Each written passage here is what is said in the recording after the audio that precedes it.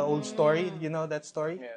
Where Yes. Humpty Dumpty sat on the wall, had a great fall. Had a All great the king's soldiers couldn't put him back together again. Yeah, and I didn't. I couldn't really. And that happened to me too. So, failure. If failure and business go together, I mean, and our viewers right now are just watching us, asking, should I even get into business? Kasama pala ang failure dito eh. I mean, what can you say, Jeff? Should we still get into business, even if failure is a part of it? Yes, definitely. Well, failure is always a part of business success because through failures we learn and we grow. And through failures as well, for my experience, like the events and other businesses, I'm able to learn more and able to ask for mentor. And these are all the necessary things for us to become successful. So yes, definitely failure is definitely one should go into business and one should face failure. Okay, how about you, Jan? No, I totally agree with Jeff. I mean, as I've mentioned earlier, I'm still hands-on up to now. Yeah. I mean, but not as much because I've learned from that failure. And I would kind of quote my mentor, my business mentor, which is pretty much my dad and my siblings. Because I grew up with a family of entrepreneurs. So pretty much it's about how you pick yourself up and say, okay, am I going to move on? Or am I going to do the Humpty Dumpty effect and find out, there's that calculated risk, right? So step back. Okay, I failed, admit. Step back for a minute or two or a few days, depends, and find out, okay, I learned something, then let's move on. I mean, that's exactly what we need to do. Let's go. Yeah, okay. Let's let go and change. So and move on. so failure basically is a learning process. Yes. It's not necessarily something you should be afraid of. Right? Yeah. I'm curious though. You mentioned, Jan, that you step back and move on, but some people step back and they just stay back there. So how do you motivate yourself? You too, Jeff. How do you motivate yourself to move on after a devastating failure, like you mentioned? Masakit, diba? So how do you move on? It does take a lot of courage. I survive pretty much based on, what support from friends and colleagues. But on a business perspective, looking at financials and all that, does it make sense to continue or not? Or probably say, you know what, this situation, whatever it is, maybe it's time to close down and move to another new idea. Because honestly, Alvin, we always have new ideas every day. Yeah. So that might close down probably. But you can always have an idea and then, grow the seed, so to speak. So that's what I think. Yeah. Do you have a specific story, Jeff, about a failure and how much you lost? And what was your mindset then when you lost that much money? Yeah, I have a story.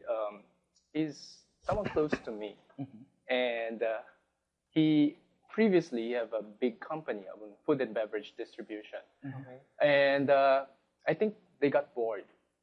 Bored? Yeah, they got bored, Wow. and they started to put up another business, which is restaurant business and at the same time supermarket business simultaneously. Wow, it should have been good. Yeah, should have been good.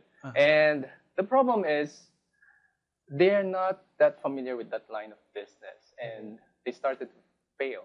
Okay, and then it went negative. Okay.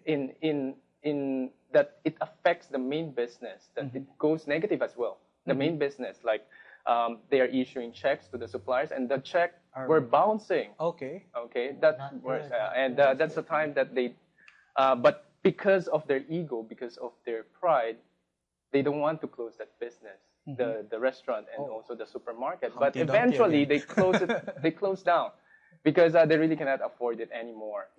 And that person is my brother-in-law, and right now he's my business partner in the company called King's Fortune Merchandise. Okay. And what happened here is that he persevered, though he admit his mistakes. That's the most important, admitting that, hey, I failed, and I admit, and I just need to close down and not do the Humpty Dumpty effect, right? To fix everything and move on. Wow. Yeah, wow. Okay, so everybody's a Humpty Dumpty right now. So, well, okay, failure it's good if you have money, right? You can start again. But what if you don't have any more money? What if you don't have any more money and you're getting into business for the first time, and this is like your last ounce of savings? Should we still do it? How about you, Jen? This reminds me of that was about 10 years ago when I actually started a business with pretty much nothing. It depends, of course. The usual process is you have a feasibility study and all that, right? But there sometimes come a time where you have to just do it. What I did, just to share a little bit, is I just had my own computer. It was more of a desktop publishing and graphic design company way back. Yeah. And I had just little money. I had just my computer. I started out. So start small. Okay. Start small. The tendency of entrepreneurs is when they want to be entrepreneurs or they want to be businessmen is, oh, I want to be like Henry C. or I want to have millions of pesos the next day. And realistically, that doesn't really happen. So I guess the advice there is you can start one even if you don't have much. Yes, you can do the usual loan, but based on experience, I've done it pretty much successfully. Start with just the things that you have, and I'm sure your family or friends can start to help pretty much. Yeah. So, well, I agree with you totally on that one. How about you, Jeff? For me, I would start to learn first. There's one famous saying like, if you were given a book on how to ride a bicycle, would you be able to ride a bicycle? Okay. No. Okay. No, right? No. But I'm getting there. But for me, is that by learning from the book, you'll be able to learn what type of bicycle is for you, or maybe on how to ride in a correct manner.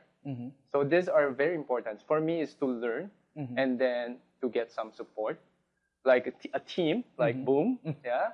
Thank you. And then money has never been a problem to me because if you have a great idea and you have I'm not saying that I have all the money. I mean, because if I have great ideas and I have the knowledge and I research on that and I have a great team and I can propose that to some of the investors that are willing to invest in my idea. So I don't need to shell out any money actually.